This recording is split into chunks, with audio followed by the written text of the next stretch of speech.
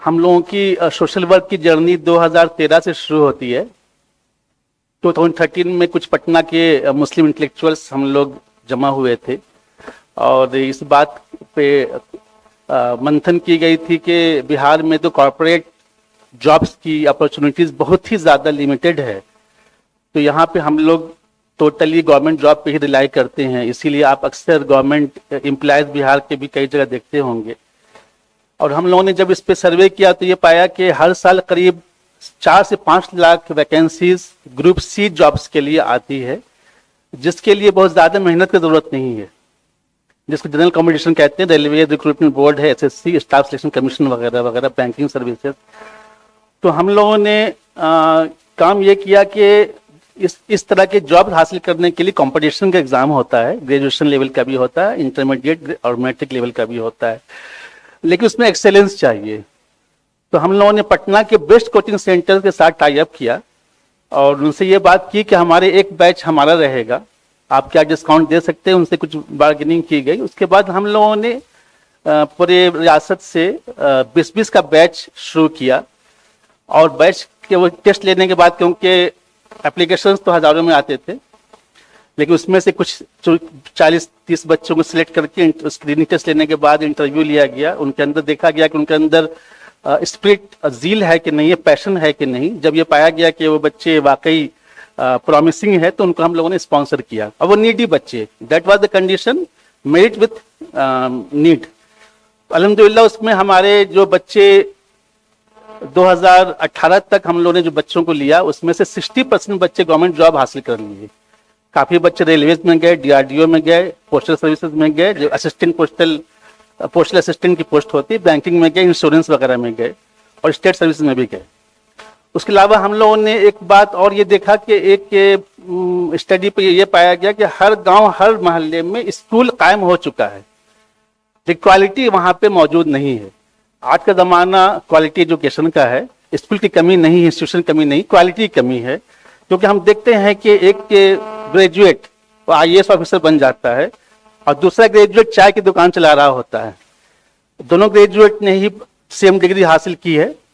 तो मामला यह नॉलेज का मामला है, उनकी अपनी कैपेबिलिटीज एलिजिबल, और ये है कि कितनी नॉलेज उनके पास है, कितनी उन्होंने मेहनत की है।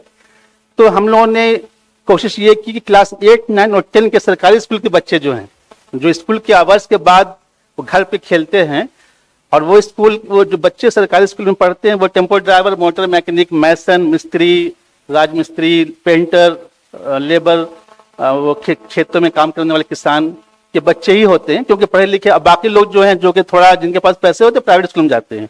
उन बच्चों के लिए हम लोगों ने 8, 9 और 10 के लिए फ्री कोचिंग सेंटर कायम की।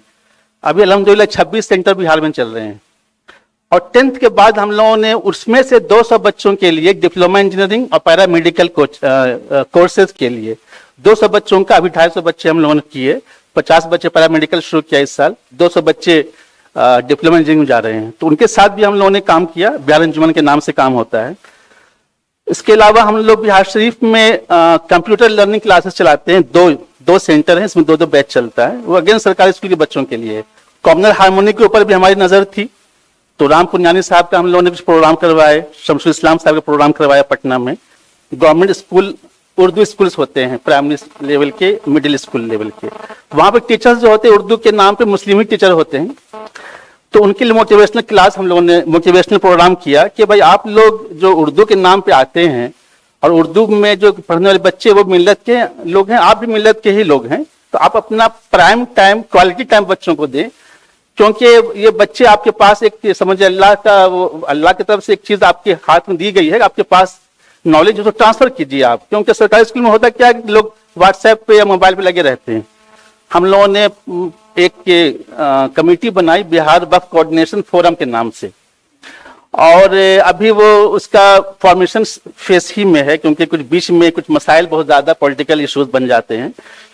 तो उसके बैनर पे हम लोगों ने एक दिन का फुल वर्कशॉप रखा था पटना में, जिसमें पूरे बिहार के कई जिला के लोग आए, बल्कि यूपी और झारखंड के लोग भी आए थे। और उसमें लोगों को यही इस बात की ही तलकीन की गई कि आप लोग अपने इलाके में लोगों को जागरूक करें, अवेयरनेस लाएं, कि ये आप लोगों को समझाएं। जो बात कदीर साहब ने सुबह ही में कही थी कि ये वक्फ प्रॉपर्टीज जो है वो आपकी अपनी प्रॉपर्टी है और इसके लिए आप हिसाब मांगे। आप ये ना सोचे कि सरकारी प्रॉपर्टी है और सरकार पर हमारा कोई दखल नहीं है, क्योंकि आप अगर आगे आएंगे, अवाम सामने आएगी, तो जो लोग ग्रैबर्स हैं, लैंड ग्रैबर्स, वो भी उनको भी जवाब देना होगा और उसकी आमदनी बढ़ाई जा सकती है। इस सिलसिले से हम लोगों ने अवेयरनेस के लिए प्रोग्राम ऑर्गेनाइज किया। उसके बाद हम लोगों ने कई फोल्डर्स वगैरह बनाए, तकसीम किया गया। आपके पास भी एक फोल्डर मौलाना वली रहमानी साहब का लिखा हुआ वो आप तक पहुंचा होगा। अभी हमारे काम 2-3 जिला में हो रहे हैं। इस दरमियान हुआ ये कि जब ये काम हुआ था तो एक सोगरा वक्फ बोर्ड का मामला आया था, जहां पर गैर कानूनी तरह से कुछ जमीन को जो है बेच दिया गया था। हम लोग उस जमाने में डीएम से, उसके बाद फिर सीओ से मिले, लेकिन कोई खास रिस्पॉन्स आया नहीं। तो फाइनली हमारे कुछ साथी धरना पे बैठ गए डीएम ऑफिस के सामने बिहार शरीफ में। 2-3 दिन हुआ, चौथे दिन पुलिस आई और उनको किसी ने कंप्लेंट किया कि ये लोग सब मुश्तबा और ये सब जो है सस्पिशियस लोग हैं, इनके कहीं फंडिंग आती है। आप समझ सकते हैं कि किसका नाम लिया होगा, किस तंजीम का, इसके लोग हैं। ये सब जो है हमारे यहाँ पे बाधा डाल रहे हैं, कम्युनल हार्मनी को डिस्टर्ब कर रहे हैं। कर उन्होंने किसी पॉलिटिकल प्रेशर में पुलिस केस भी बन गया और फिर उसमें 3 लोगों को वहां से उठाकर ले गए, फिर वो डिस्पर्स हो गया। तो हम लोग समझ में आया कि हम लोग तो स्लो करना पड़ेगा काम। और वहां बिहार में होता यह कि लिटिगेशन जब लीगल शुरू होते हैं तो बहुत लंबा चलता है, पॉलिटिकल इतना ज्यादा इन्वॉल्वमेंट है। अच्छा, हम लोगों ने जब वो सेमिनार किया था, 1 डे वर्कशॉप, तो उसमें काफी लोग जुड़े। हम लोगों ने उनको जो है साथ जोड़ा और फिर कुछ नॉमिनेशन फॉर्म वगैरह उनसे लिया, उनके डिक्लेरेशंस लिए।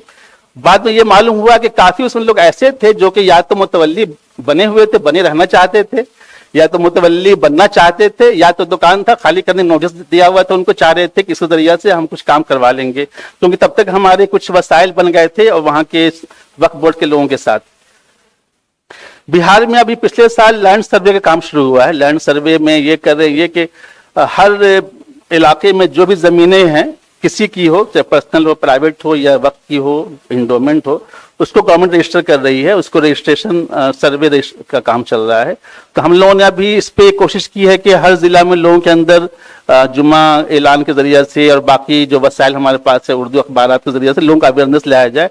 और तंजीमों के पास भी हम लोगों ने रुजू किया है कि भाई आप अपने लोगों को बताएं कि कोई भी प्रॉपर्टी अनरिकॉर्डेड ना रहे।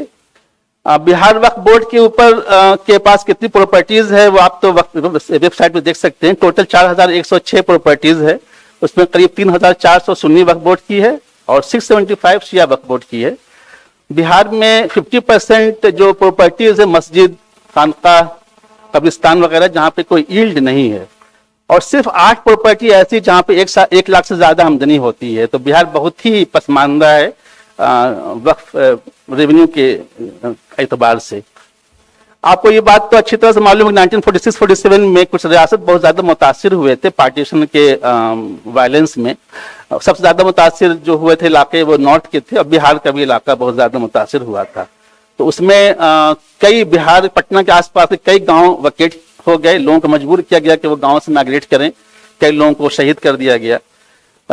फिर भी कुछ जमीन कहीं कहीं बची हुई है, खासतौर से मस्जिद को लोगों ने कहीं ढा दिया, कहीं कहीं बची हुई भी आबादी नहीं है।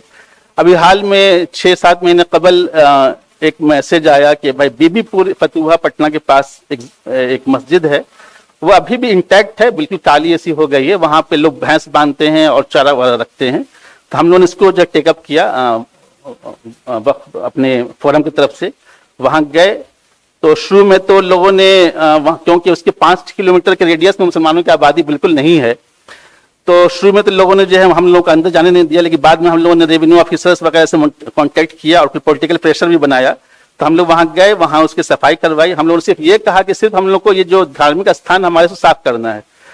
और हमारी निगाह थी वहां कब्रिस्तान की जमीन पे, जो कि 10 एकड़ जमीन है, खुली हुई है, एक खानका भी है। तो अल्हम्दुलिल्लाह इस पर काम शुरू हुआ। 5 एकड़ जमीन का कब्जा आ चुका है 6-7 महीने के अंदर। मस्जिद भी आबाद हो चुकी है, जुम्मा की नमाज भी सिर्फ होता है। और हम लोग कोशिश करते हैं वहाँ पे 10 एकड़ पूरी जमीन मिल जाए ताकि वहाँ पे कुछ इंस्टीट्यूशन वगैरह काम किया जाए। तो ये हमारी कारगुजारी 8-10 महीने के अंदर है। इन्हीं बातों के साथ जगह लेता हूँ अपनी। अस्सलाम वालेकुम।